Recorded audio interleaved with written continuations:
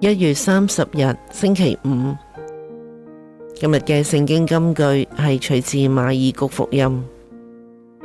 耶穌說：天主的國就像一顆芥子，撒在地裏時，是地上一切種子中最小的，一種下了，它長起來，成為一切蔬菜中最大的，又長出粗大的分支，使天空的鳥能在它的蔭下棲息。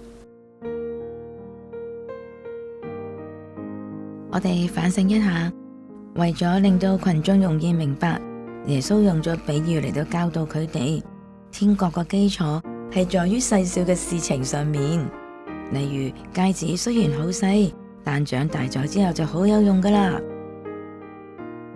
我哋諗一諗，點解喺任何方面嘅歧視都唔應該有嘅呢？分享一下你嘅理解。天國嘅大門係為邊個而開啟噶？分享一下你嘅理解。祈禱意向，為神職人員祈禱，希望透過佢哋嘅努力，讓天國不斷壯大，更讓所有人都喺天主嘅護蔭下得享平安。祈求上主祝福佢哋。